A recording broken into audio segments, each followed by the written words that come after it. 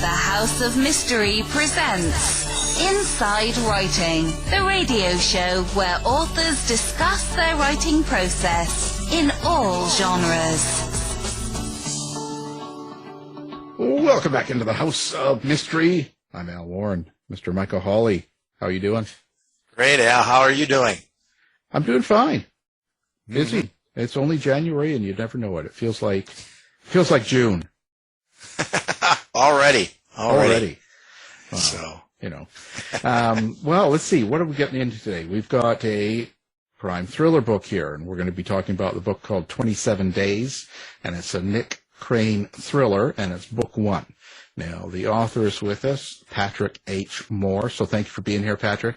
Oh, thanks for having me, guys. Oh, great. So, Patrick, this is your first Nick Crane thriller novel here of the series and stuff. So this is obviously a series. How did you get into writing this? You call it a topical political thriller. So where did that come from? Okay, well, there's a little history there. I did write a previous Nick Crane mystery thriller, which was indie published back in 2014. And, and it did pretty well, surprisingly well. Of course, we were selling those electronic downloads pretty inexpensively, too. The way I came to even writing thrillers at all is I've always been interested in writing from an early age. You know, I'm sure just like many people that write mysteries and thrillers, I went to college, I studied literature. I have an AA and a BA and an MA, all in English lit. And so I'm pretty conversant in the field. But I realized at a certain point that I didn't have whatever imagination is necessary to write, quote, literary fiction. And I also realized that I always liked a rambunctious story with a lot of action and a lot going on. I also like reading literary fiction.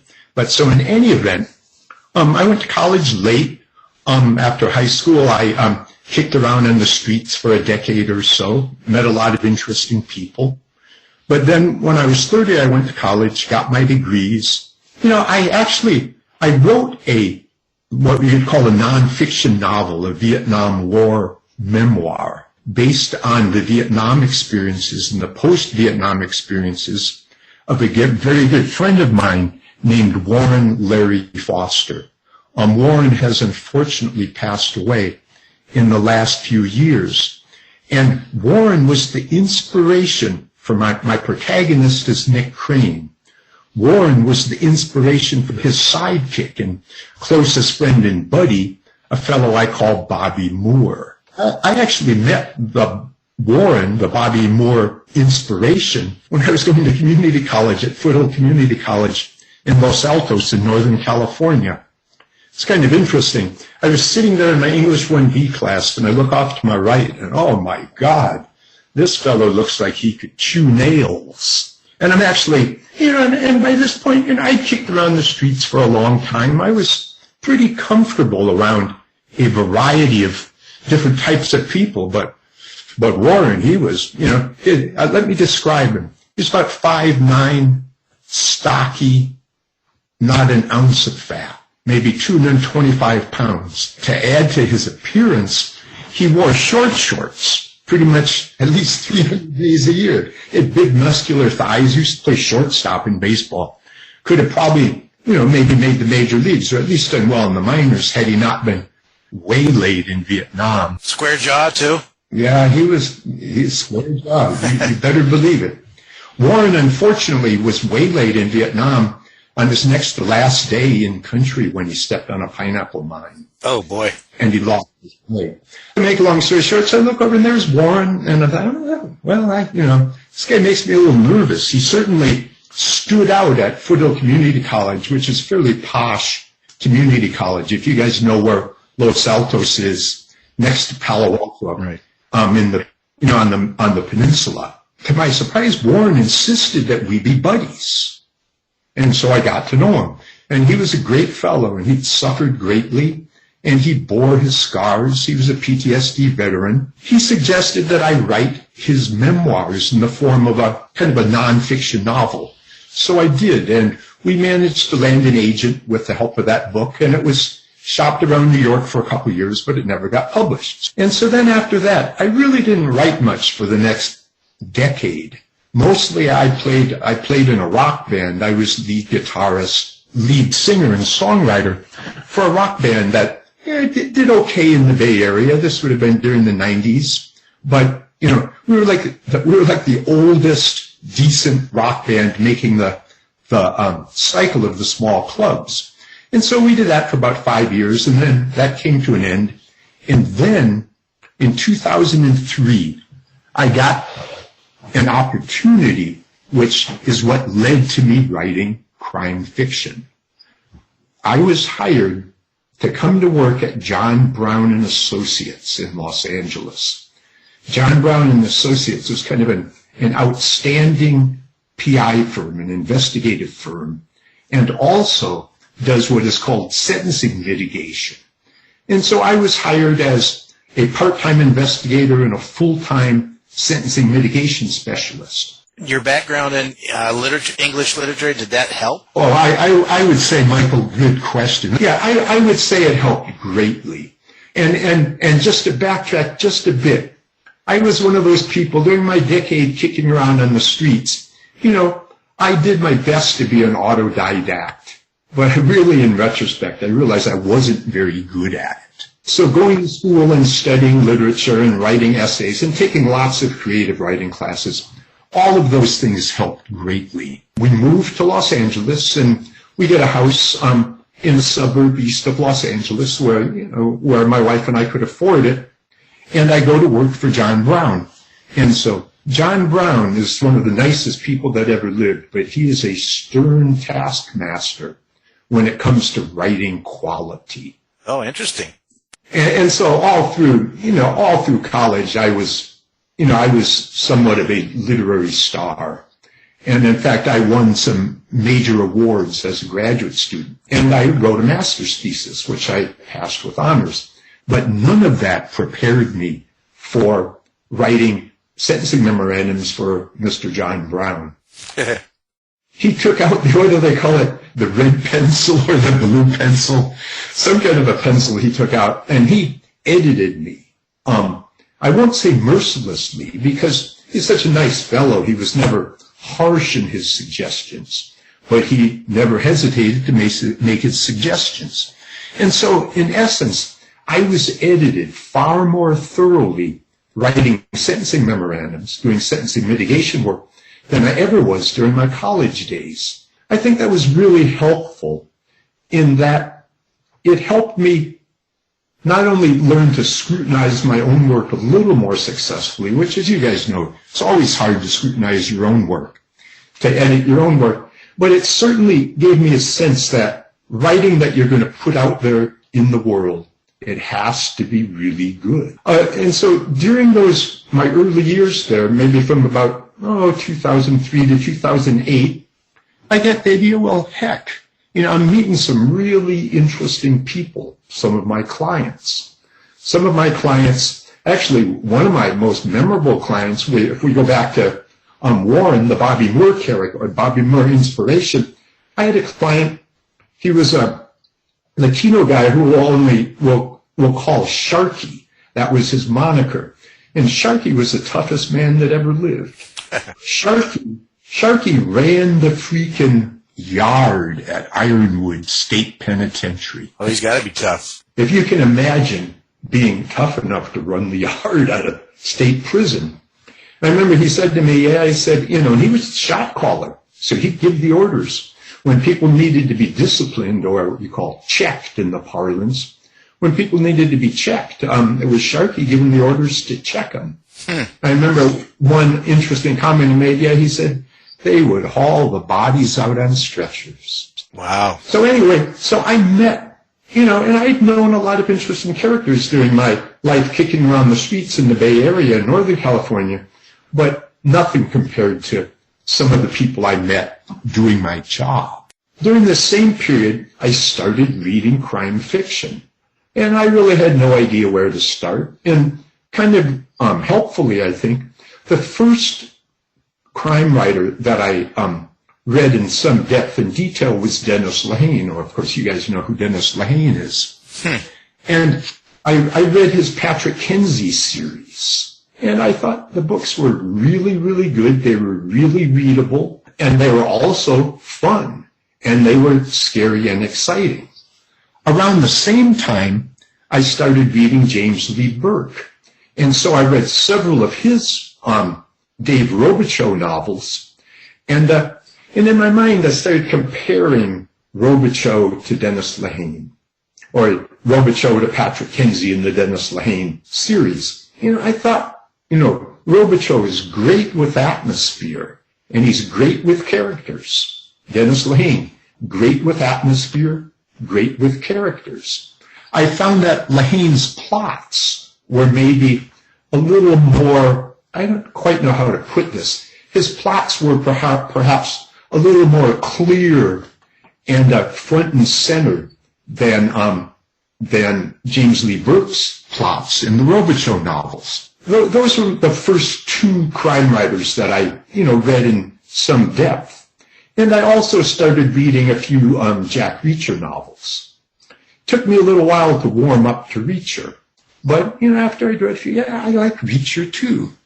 And so I really started out, reading the giants, you might say. Then in about 2008, I started hacking away at my first crime mystery, or first mystery thriller, which is a book I call Cicero's Dead. And it took me a couple of years and, a dozen drafts or more. I had a pretty good editor who was just like a friend who I met through the crime blog.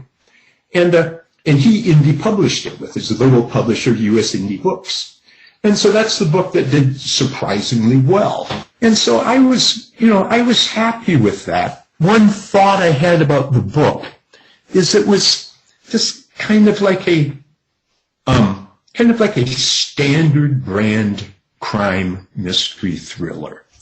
That is, you have your protagonist, who is Nick Crane. I invented the Nick Crane character. I invented Bobby Moore, his sidekick.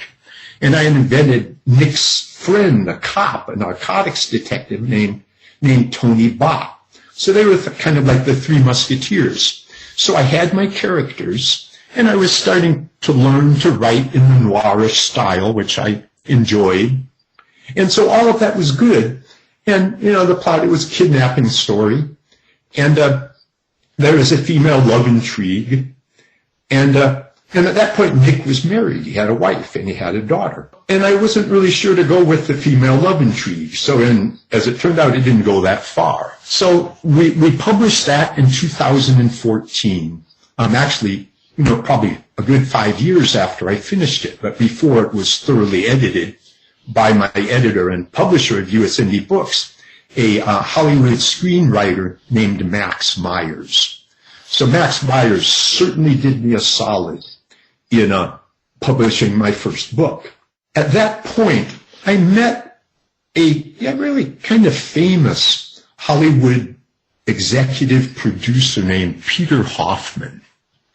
And Peter Hoffman, who had a penchant for helping writers and artists in general, he consented to read Cicero's Dead. And so he read it. And then he reported back to me. And I remember really clearly what Peter said. Peter said, well, this is good. It's a decent plot. It's a solid book. However, for your next one, float me a draft once you have a good draft, and let's talk about it to see if we can do anything to improve it. The next book which I wrote is actually the prequel to 27 Days. Even though 27 Days is first in the series, the book before it, which is called Rogues and Patriots, is a book that Peter Hoffman kind of served as my casual editor, if you will. And so we wrote it, and he had Hollywood connections, and he had back in the 80s, and he had been involved, and he'd been executive producer for some of the biggest blockbusters that Hollywood ever turned out. That's nice. And then he had his own production company after that, and it had its ebbs and flows. But he became less of a name in Hollywood, perhaps, than he had been during the years that he was making the Terminator-style Sylvester Stallone-type blockbusters. Peter Hoffman, he talked to some of his connections, and he got me hooked up with a kind of high-end Hollywood agency called the Intellectual Property Group. And they mostly make TV series and the occasional movie. I think they're involved in some way in the Bosch series, though I haven't looked into that, so I'm not really sure about that. But anyway, so they send my book, Rogues and Patriots, off to James Ellroy's agent, and he rejects it. Oh, okay. So then they send it to another agent in New York, and he accepts it, and he shops it for the next couple of years. And I think it was sent to 60 publishers altogether. And no soap. Nobody wants to pick it up and take a chance with it. And it's interesting. In retrospect, I understand why. And I think in retrospect, I probably wouldn't have published it myself if I were a publisher, because it had clear and obvious flaws to me after I had written 27 Days and had learned more about, how to write a noirish crime thriller. Specifically the noirish part? Yes and no. Because, Lehane and James Lee Burke are kind of considered to be neo-noirish writers. It had more to do with learning how to structure a full-length 100,000-word novel.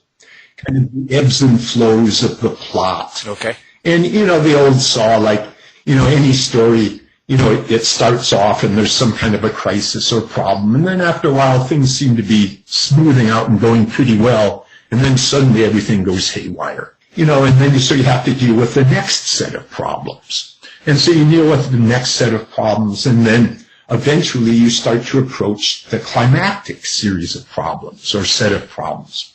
And so I think what Peter Hoffman taught me to do was to structure a book in somewhat the same way that a screenplay would be structured, I suspect. Okay. During the 2 years while Rogues and Patriots was being shopped and being rejected, I wrote 27 Days.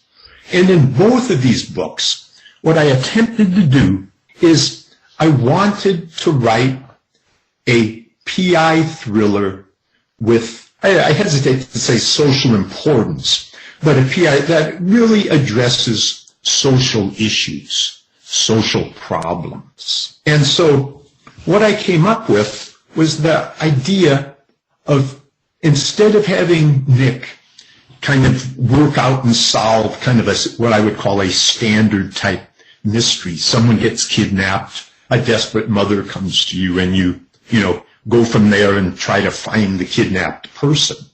Instead of doing that, I wanted to have Nick Crane take on or be taken on by a group of alt-right aristocratic super patriots. So this was kind of my brainstorm, if you would call it that, to write a crime thriller that, it's not just about a kidnapping or a murder or, any of the normal problems that we see over and over again in books of this nature, but actually addressed social issues. And so that was my impetus in writing Rogues and Patriots, which I believe my publisher, Down and Out Books, will publish as the follow-up to 27 Days, which its publication date is February 6th. So the 27 Days is kind of like a pre-COVID kind of world? Very, very good question, Michael.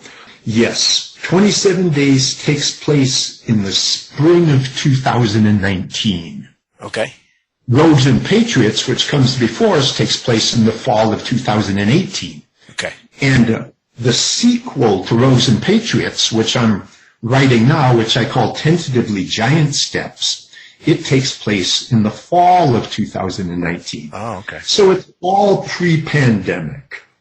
And of course, that's an issue that lots of writers face. Like, what do I do now that we're faced with a pandemic? Do I address it in my fiction, or do I, avoid it? Gotcha. And so in 27 Days, by this point, I was aware of some flaws in Rogues and Patriots, which was essentially, although it was written in to some respects in like a kind of clip staccato traditional noirish style, not unlike what James Ellroy uses in some of his later books. At the same time, I think there were purple passages and there was a bit of overwriting.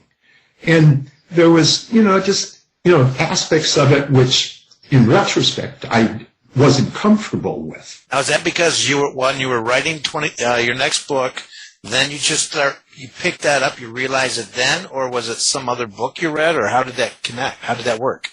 I think it came about as I was writing 27 Days, but specifically, a couple of my, literary type friends, one in particular, one of the people I dedicate 27 Days to, a gentleman named B.J.W. Nash, he looked at a draft of 27 Days, and I was still making some of the overwriting type mistakes that I was making in Rogues and Patriots. And he said, you don't need this stuff. Just tell the story. I have a lot of respect for his literary acumen, and so I said, okay, that's what I'm going to do. And so at that point, all of the extraneous stuff, I just simply took it out and tried to just tell the story in a straightforward fashion while making the story as interesting as possible. Now, by the time I had finished 27 Days, and this is kind of an interesting part of the story, by this point, as you guys probably know, unpublished male thriller writers whose protagonists are tough guys who carry guns and are not afraid to use them, they've fallen out of favor with the big five traditional publishers. And instead, as my agent and this is my agent, I don't want to say who he is, but my agent who shopped Rogues and Patriots and was unable to get it published, he actually, when I sent him 27 Days, he said, I'm not going to read this. He said, I cannot get my books with male protagonists, mystery thriller type books published. I just cannot place them. There's no interest in them. The industry wants, and here we use the words in quotes, the industry wants female intrigue. So there'd been a, kind of a shift. And so, but nonetheless, I persevered with 27 Days, but I was very careful in it to make one of the main characters kind of an idealistic, young, progressive, female FBI agent. Yeah, okay. Her name is Carrie North. And so in the course of 27 Days, my protagonist, Nick Crane, meets Carrie North. And at first they're a bit like oil and water, tough old Nick, young, idealistic Carrie North. In fact, Nick in his mind, he describes her as, he can envision her at a high school football game, shrieking with joy when the team scores a touchdown. She's kind of like an enthusiastic, effusive type of person, whereas Nick is more of a cautious, staccato, noirish kind of guy. Gotcha. They start working together. And so I don't want to say, obviously I don't want to commit too many spoilers here, but the basic setup in 27 Days is that Nick is hated by a woman named Marguerite Ferguson. Marguerite Ferguson is one of a group of 16 to 20 wealthy, aristocratic, alt-right individuals who are extremely powerful, who tend to work off the radar or behind the scenes. They're not the sort of people you would see, making speeches in public for the most part or that sort of thing. Their goal, they have two or three things they want to achieve. They want to eliminate the immigration of minority groups such as Latinos and Muslims as much as possible. Those Muslims and Latinos that we already have here in the country, they want to lock them up in private prisons as much as possible. They're instrumental in building the private prison industry in the United States. And because in Rogues and Patriots, Nick is actually, I think in Rogues and Patriots, which will be published as the sequel to 27 Days, but it actually comes before it. It's actually the prequel. In it, Nick is captured and escapes, I believe, 5 times. So by the time 27 Days, and some of these escapes are, they didn't come easy. So by that point, Nick is hated by the principals. At the same time, there's a contingent or a faction of the principals that kind of wants to put Nick to work for them. The reason they want him to work for them is because they recognize that he's quite competent and can, he has good organizational abilities, he can take on a job, and he can execute it. So for that reason, they like him. They want him to work for them. At the same time, they hate him. Why do they hate him? Well, it turns out that back in 2011, Nick was hired by a wealthy Pasadena billionairess to look for her best friend's son who had disappeared. And in it, he discovers that there's a gentleman named Frank Constantine. And Frank Constantine is a serial killer of women. Oh, there we go. I like that part. And so Nick and his team, it's kind of almost like a true crime thing. Oh, yeah. Nick and his team, they set out to find Frank Constantine and bring him to justice. With, great difficulty, they managed to do it. And in the end, Frank Constantine has every opportunity to surrender. But he refuses to surrender. He has a pipe bomb in his hand, and he's about to blow everyone to kingdom come, when his assistant, a fellow named Henry Moore, or Henry some, I can't remember his name, Henry shoots Frank Constantine with a Ruger, and Frank Constantine's head explodes. So that's the end of Frank Constantine. So that's in 2011. Nick and his partners discover that Frank Constantine was more than a serial killer of women. He was also a ranking member of the principals, and he was a military psychiatrist engaged in what he called, euphemistically, gentler, kinder torture techniques. And so Nick's partner, Bobby Moore, is really interested in this. And while they were tracking down Frank Constantine, they found one of his safe houses, and they find his gentler, kinder torture records. So they pilfer the records. They take them back to Bobby Moore's safe house, which is in the City Terrace section of East Los Angeles. And so this was the mistake. And because, in essence, they had stolen what is arguably government property, Frank Constantine's gentler, kinder torture experiment records, because he was a military psychiatrist working for the military. Some brown vans show up with some gentlemen who insist on retrieving the torture records.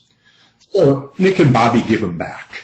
They have no standing to actually possess them, so they give them back. Frank Constantine's close friends among the principals do not give and they do not forget. And so 7 years later, Nick is abducted by a gentleman named Thomas Quincy, one of the principals, and by another one of the principals, Marguerite Ferguson, who's kind of a rabble-rouser. And so that's when Nick originally finds himself in the crosshairs of the principals. And so in Rogues and Patriots, he's captured 5 times, he escapes 5 times.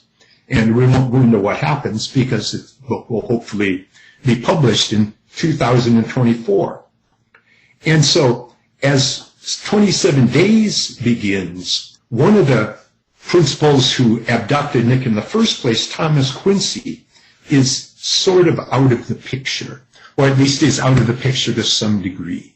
He had actually taken a criminal fall, as what he was doing, his goal was to organize people to perform false flag violent operations against the United States. In other words, domestic terrorism. And actually, when they first abducted Nick, they wanted Nick to work for them because they wanted Nick to, organize the false flag operations. Obviously, Nick would never even consider doing anything of that sort. But that's what they wanted him for. So then fast forward to 27 days. Rogues and Patriots ends in October of 2018. 27 Days picks up the thread in April of 2019. And in it, Nick discovers or is informed that the principals have kidnapped Bobby Moore, Nick's best friend, partner in his PI firm, Nick Crane and Associates, and his friend for 30 years. They originally met when they were studying criminology at San Francisco State University, several decades previously. So Bobby Moore has been kidnapped, and Nick has to get him back. So they have serious leverage now over Nick. Exactly, Michael. They have serious leverage, and not only that, but there's another one of the principals, a snowy-haired gentleman, kind of an avuncular snowy-haired gentleman named Desmond Cole. Desmond Cole is very hard to read, kind of like he talks out of both sides of his mouth, smiling all along. So Desmond Cole informs Nick that, oh no, actually it doesn't quite happen that way. I don't want to go in plot-wise to how it happens. But anyway, Nick finds out that Bobby has been taken. And shortly thereafter, he's contacted by Desmond Cole, who gives him the ultimatum. And the ultimatum is, and this is where the title 27 Days comes from. Nick has 27 days to turn himself in to Marguerite Ferguson, who, for some reason, Marguerite just hates and despises Nick, loathes him. Her goal is to get him in her clutches so that she can torture him and then ultimately execute him in the most painful way possible. So Nick has given the ultimatum. He has 27 days to turn himself in. If he turns him in, Bobby Moore, at least in theory, will be put in an airplane and flown to Argentina, where he'll be dropped off, no questions asked, with money and new identification. So the race against time begins. And so Nick has 27 days. It's the devil's own choice. If he can't find and liberate Bobby Moore during that time period, he's going to have to, if he doesn't turn himself in, Bobby Moore will be sent to Scorpion Prison in Cairo, where he will be tortured and executed in the most painful way possible. So Nick basically has to either liberate Bobby Moore or he has to turn himself in to save Bobby Moore. We can all imagine what we'd feel like if we were in that position. Well, what do? I mean, this person is the closest friend of your entire lifetime. You can't just leave him out there to hang and dry. But so you got to do something. How do you do it? So what I attempted to do in 27 days, I attempted to put the protagonist, Nick Crane, in the most difficult position possible, an almost impossible position. It's a big country. The principals have immense power, and they've stashed Bobby Moore somewhere. Nick has to find out where they've stashed him. So thus begins his challenge to find and liberate Bobby Moore. Along the way, he's introduced by, and here we'll backtrack a bit, in Rogues and Patriots, Nick was originally hired by a beautiful Iraqi woman named Adara Ghaffari. Adara and her father, Muhammad Ghaffari, are in essence prisoners of the principals. Muhammad Ghaffari had cut a deal to escape from Iraq back in the late 90s, and he had come to the United States with his daughter Adara. Adara's mother had been murdered in Iraq. And so they come to the United States, and then they discover that, they're really not free at all. They are given in order to, legally if you were an Iraqi in those days, you can't just transfer your money to banks in the United States. It's not very easy, and is perhaps not possible at all. So in essence, one of the principals, Thomas Quincy, had control of Muhammad's bank accounts. And he'd been a wealthy oil broker in Iraq. So there was lots of money, but, they were only given enough to live comfortably.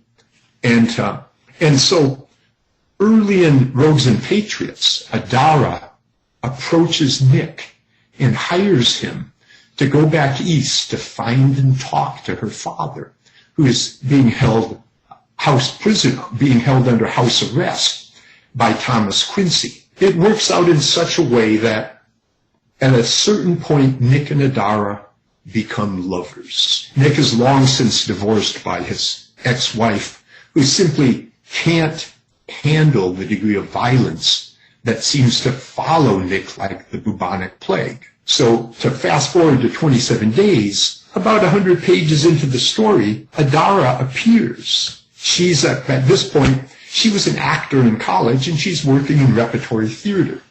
And she's in Wisconsin at that point, where Nick just happens to be.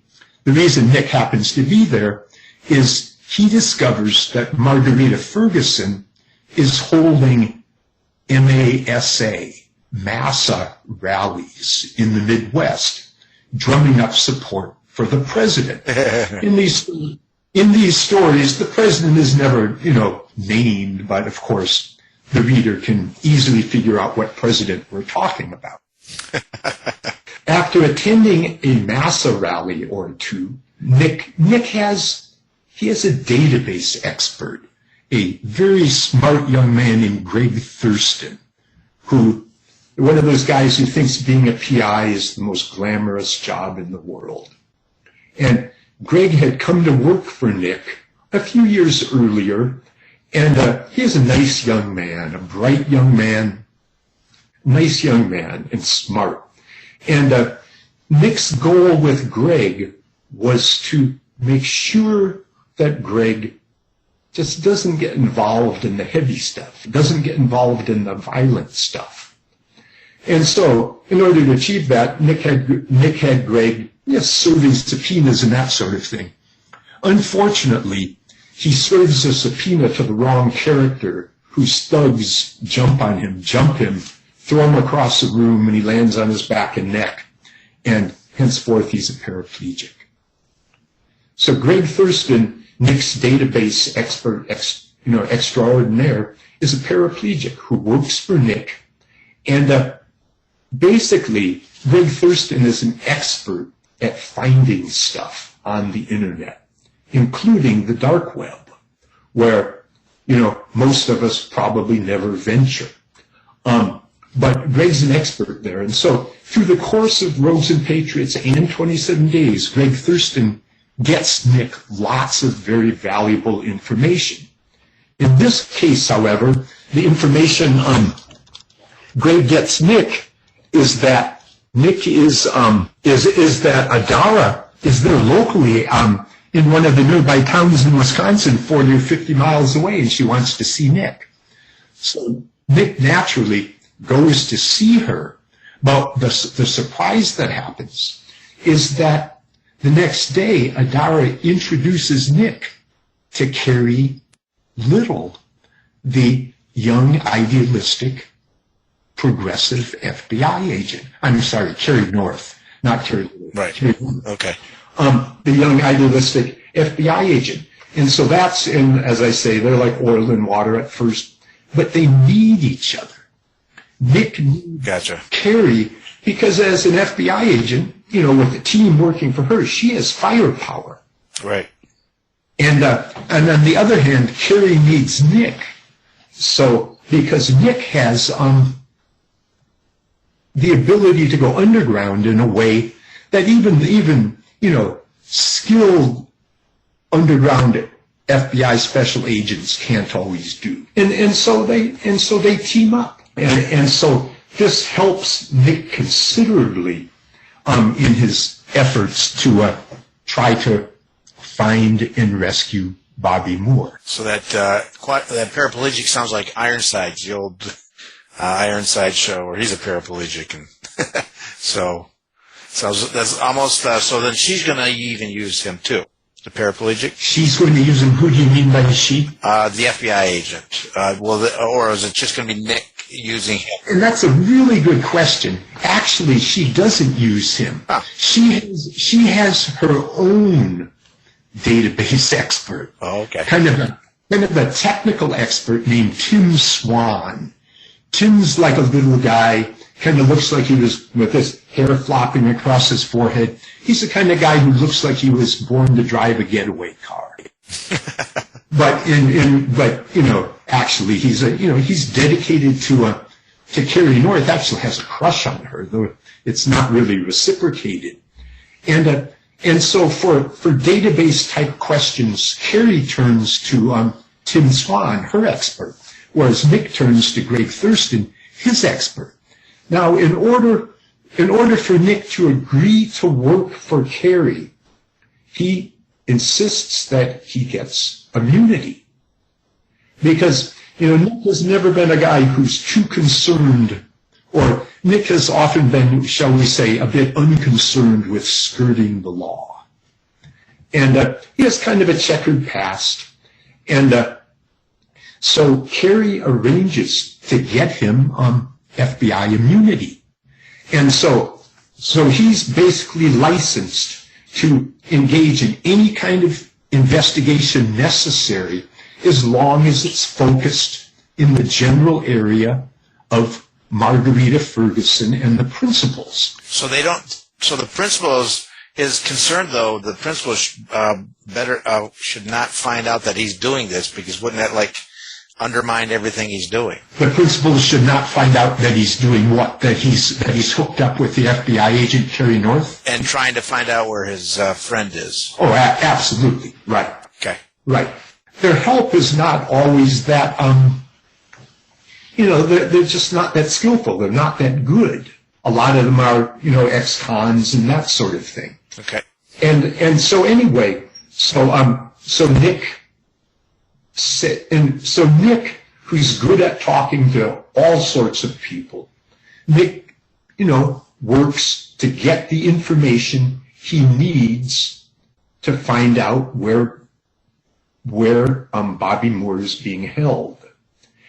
And Nick senses that now Marguerite Ferguson, she has a big organization. She has sleeper cells all over the western states. And she has some sleeper cells in the east, even though her present MASA campaign, which is MASA, Make America Safe Again, is largely centered in the Midwest. Gotcha. And I don't want to say too much more about, I'm afraid I've already committed a few spoilers, but Marguerite Ferguson has a very interesting fellow working for her, a slippery, handsome, amoral son of a gun who goes by the name of Tommy Blank. I like how you said amoral, not immoral. That's actually very nice. I like that. Yeah, he's amoral. Tommy Blank is a real friendly fellow, and he's utterly unscrupulous. He has no loyalty to anyone, really, other than that he kind of goes whichever way the wind blows to some degree. And so he becomes a very important character in this story. And he may have the keys to where Bobby North is being held. Or he may know people who know where Bobby North is being held. So much of this story consists of Nick on the search for Bobby Moore. And then if he finds out where Bobby Moore is, well, then he's going to have to figure out how to get to Bobby Moore and liberate him. And so that's the setup. Gotcha. So it's I like it. A lot of twists and turns here.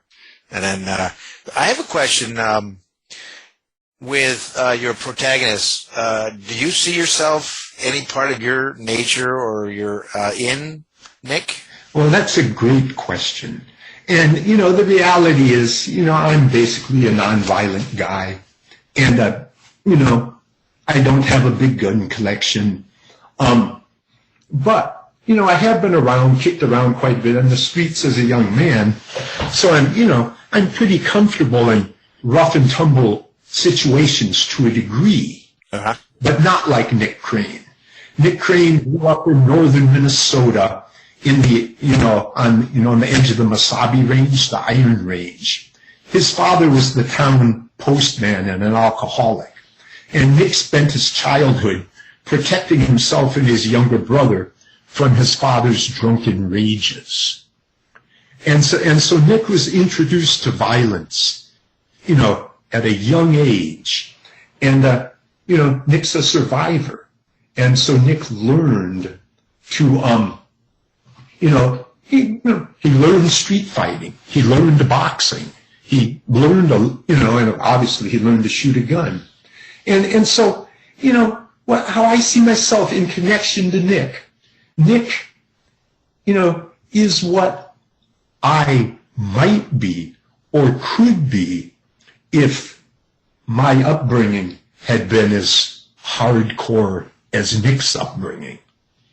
However, my upbringing, my father loved me, my mother loved me, my upbringing was not that bad. It was pretty good in a lot of ways. And so the life lessons I learned as a young man were very different from the life lessons Nick learned. But that being said, with Nick's courage and resolute nature, I don't know if this is the best way to put it, but, when the former president, who was unelected in 2020, right, when he was elected, and, at that point there was quite a bit of furor because the group Antifa was supposedly, engaging in pitched battles, or at least was willing to engage in pitched battles with the alt-right forces. Right. And I thought to myself, man, I wish that I had that kind of courage and that kind of willingness, to lay it all on the line, to fight for what I think is right, rather than, just voting like we all do and trying to be good citizens and, all of that. And so, so Nick Crane is kind of what I would like to be in an alternate universe, if such a universe existed. Kind of like a noir universe? Yeah, that's a really good way to put it. If we lived in a completely noir universe and we good-hearted progressives didn't have the option to just peacefully be good-hearted progressives, what would we do? We would have to fight for our lives, the same as Nick is fighting for his life, and he's fighting for his friend Bobby Moore's life. Right. So I definitely identify with Nick Crane, to quite a degree, even though he's very unlike what I'm actually like. One thing I have in common with him, and I appreciate the question you guys asked, one thing I have in common with him, and this is where I differ from a lot of my friends, associates, good-hearted liberals and progressives all, I think a weakness of the liberal progressive part of America is that it has a very tough time coming to grips with the reality of evil. Oh, okay, yeah. We could go all the way back to, do you guys know who Hannah Arendt was? She was a notable philosopher who escaped Nazi Germany. She was Jewish, and she wrote a very influential book in which she convinced herself and stated in her book that evil is banal.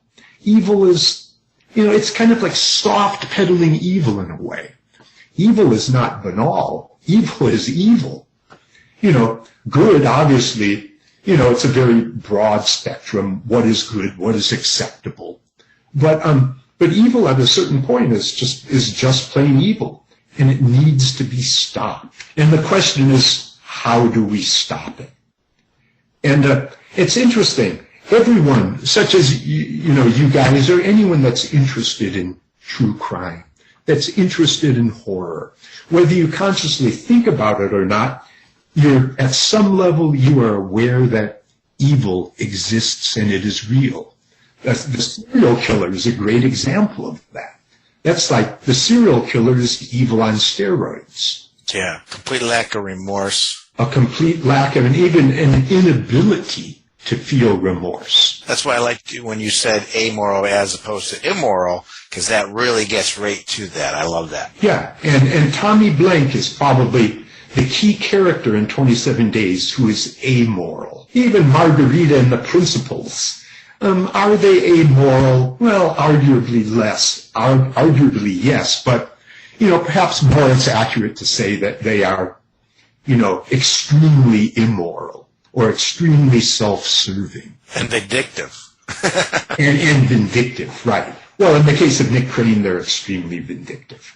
Yeah, I think Marguerite Ferguson hates Nick Crane because she foiled their initial campaign to either destroy him or to force him to work for them. On that note, we kind of have to wrap it up. How do you want readers and people to find you? Do you have social media, a website? What's your presence out there? I have a Facebook page called All Things Crime Blog, which has about 6,000 followers or so, though it's not as active as it was when I was running the crime blog kind of on a full-time basis. I have my Facebook page, this Patrick H. Moore.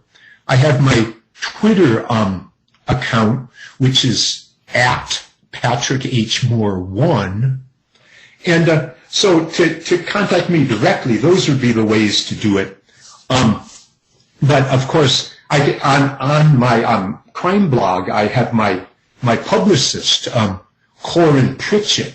I have information how to contact her. And as far as actually purchasing the book, which is being published on February 6th, it will be on Amazon in both paperback and e-version. My publisher is Down and Out Books. And also it can be ordered directly from Down and Out Books. So now do you have a website? I have a website, All Things Crime Blog, which, and I'm kind of tortured by this because it really, it's really not a writer's website, but I kind of, I'm considering turning it into purely a writer's website. I'm not sure how I'm going to handle that. Okay. Well, the book we've been talking about, 27 Days, is a Nick Crane thriller, book 1, and our guest, Patrick H. Moore. Thank you for being here. Well, thank you for having me, guys. It was great asking you questions. It really sounds interesting. You've been listening to the House of Mystery radio show. To find out more about our guests, hosts, or shows, go to www.houseofmystery.com. Show's over for now. Was it as good for you as it was for me? Yeah. Good night. This has been a production of Something Weird Media. I'll be back.